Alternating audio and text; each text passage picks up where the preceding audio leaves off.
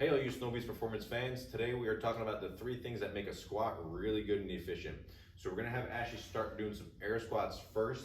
And what we want her to focus on is that contact foot position of her foot. So we wanna think about contacting through your heel, through your big toe, and through your pinky toe. A common fault a lot of athletes might have is that they roll into the outsides of their feet. They don't keep their toes down. You can see when Ashley does this, she doesn't have as much contact with the ground. She doesn't have as much support. She can't get as much of a push. So we like to warm her up in barefoot or just with her socks on so she can feel that big toe pressing down. This is going to give her the most support she has through her foot and be able to transfer power throughout her legs. So that's how we start training without weights, but make sure we're getting good contact through the feet. We'll have her turn and go into the back rack position, a great squat position we want to train in the beginning. And as Ashley is lined up here and standing, notice how the bar sits right over the middle of her foot, right? So it's right over that mid part of her foot.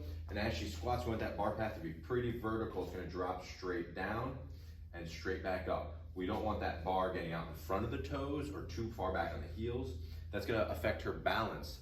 If she gets back too far with that bar, she's gonna feel like she's gonna fall backwards. If she gets too far into her toes, she's gonna be pushing with her toes and feeling a lot of strain in her low back. So this is the bar path we want. It's pretty vertical, straight down over the middle of her foot throughout that motion.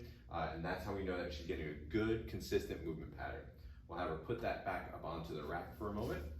And then the last point we want to make, we talked about foot position, we talked about bar path. The other thing is bracing. What we want to do is, as it gets to a heavier weight, we want to have a sequence to engage her abdominals so she knows that she's secure and protecting her back. So we want to think like she's in water, right? So what she's going to do is she's going to take a big breath. She's going to hold that breath, go below, and then as she comes back up, she'll exhale back at the top. So go ahead, Ashley, like you're holding that big heavy weight. Good. Catches her breath, does that rep, comes back up, and she comes back above the water and lets that air out. When she's bracing, we're not thinking about pulling that belly in. We're thinking about barreling that belly out. If you look at all the heavy lifters of the world, they all have that big belly. They push out into that. So we want to work on that as weight gets heavier, make sure we're protecting her spine. Let's say we turn to the side, right? And same thing, as she does that, and make sure she keeps her back into a nice neutral position. Of course, it angles forward a little bit, but it's not arching backwards, it's not slumping forwards. We don't want to put stress in that low back.